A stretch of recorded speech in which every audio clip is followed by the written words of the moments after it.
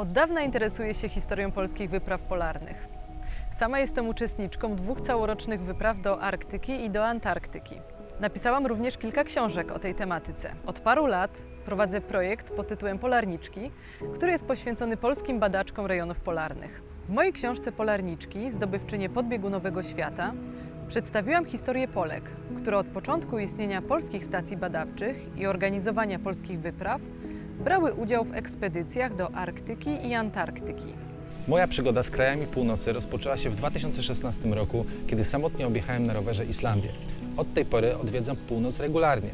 Nakręciłem kilka filmów dokumentalnych na Islandii, Wyspach Owczych, na Grenlandii czy na Spitsbergenie, gdzie byłem uczestnikiem wyprawy naukowej zorganizowanej przez Instytut Oceanologii PAN w Sopocie. Po przeczytaniu książki Dagi, a wcześniej obserwowaniu jej bloga, który opowiada nieco zapomnianą historię polskich polarniczek, pomyślałem, że to świetny pomysł na film.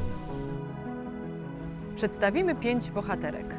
Marię Agatę Olech, lichenolog polarną, pierwszą kobietę na stanowisku kierownika całorocznej wyprawy polarnej. Annę Krzyszowską-Wajtkus, ekolog, która na Spitsbergenie prowadziła pionierskie badania wpływu człowieka i jego działalności na środowisko polarne. Wiesławę Krawczyk, chemik, która organizowała pierwsze laboratorium chemiczne w polskiej stacji polarnej Hornsund na Spitsbergenie, a także była pierwszą kobietą na stanowisku kierownika grupy naukowej.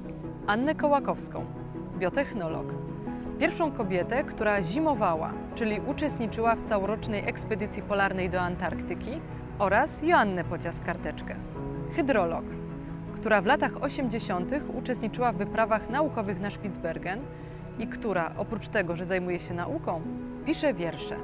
Przez wieki w wielu kulturach zakładano, że badania i eksploracje polarne są wyłącznie męskimi przedsięwzięciami.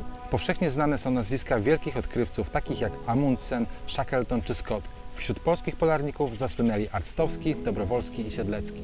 Tymczasem kobiety, które zajmowały się badaniami w rejonach polarnych, były bardzo często pionierkami w swoich dziedzinach i mają bardzo ważny wkład do całej tej historii.